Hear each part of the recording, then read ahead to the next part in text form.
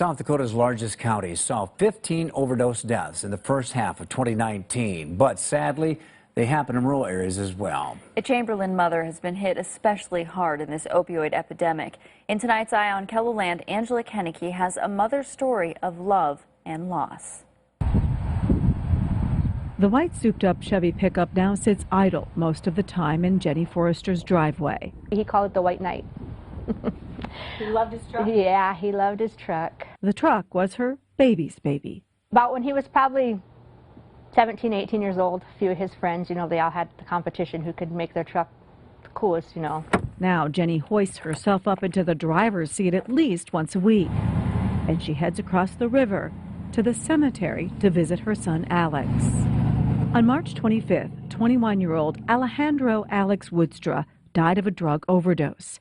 He'd taken pills that were stamped and looked like the real thing. Hydros, Oxycontin 30s, but it was fentanyl. His mother found him on the floor of his bedroom. When she called out his name, he didn't answer. I stood over him, and I lifted up his arms, and they just, you know, dead weight. And he had a froth on his nose and mouth that I knew when I seen that froth that he'd overdosed. It was the end of a long, rocky road for this mother and son. You know, I thought, you know, I could make him stop, that I could save him. My love that I had for him could help him, and it couldn't, and it didn't.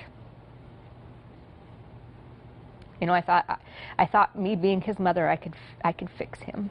Jenny calls Alex her soulmate child. The reason that I believe I had such a strong bond with him is because he was actually the first one that I raised, you know. It was a son she didn't raise, Tyler, now 25, who is spending 5 years in federal prison after a fentanyl bust, the same drug that killed his brother.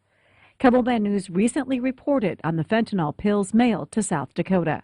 A California man who was a fugitive from the law is accused of using the dark web to distribute 100,000 pills containing fentanyl to South Dakota. DCI had found out about it, and they unwrapped the package, took the pills out, rewrapped it up.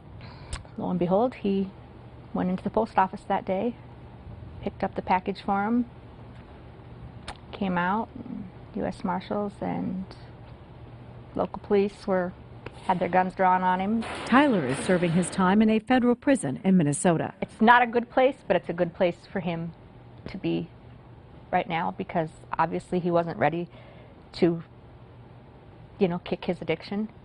And I don't know, sometimes I wish Alex would have gotten in trouble with them because he was hanging out with them. Alex did get into trouble for having psychedelic mushrooms while working at Pizza Hut.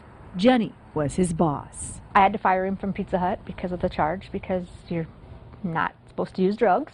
Eventually, Alex sought treatment. He came back home to Chamberlain and got a job at Arby's. The only one in the Arby's that never missed a day of work in a year. Back at the cemetery, Jenny points to a piece of his restaurant uniform. Keep his little Arby's hat and his shift manager tag on there. Alex is not alone in his resting place. And that's my niece's grave right there. Another drug overdose victim at just 18.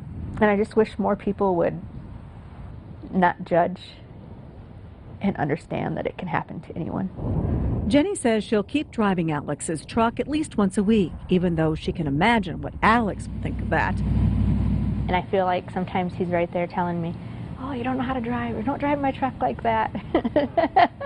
Her own vehicle pays homage to her son. I want people to remember Alex for Alex and not his addiction. But it's the souped-up pickup that takes her on a ride down memory lane.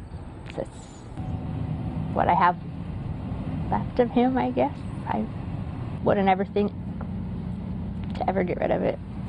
You know, he'd probably tell me, if you need money, Mom, sell it, you know, but I would never, someone could offer me $1 million for that truck and I wouldn't take it. The only thing she would take is just one more hour with her son. You know, everything I went through in my life, good or bad, for 21 3/4 years, it was me and Alex. With Eye on KELOLAND, I'm Angela Kennecke. International Overdose Awareness Day is coming up. Those who have overdosed and died in our area will be remembered during a candlelight vigil on Friday night on the steps of Sioux Falls City Hall. We've put details on the free event with this story on KELOLAND.com.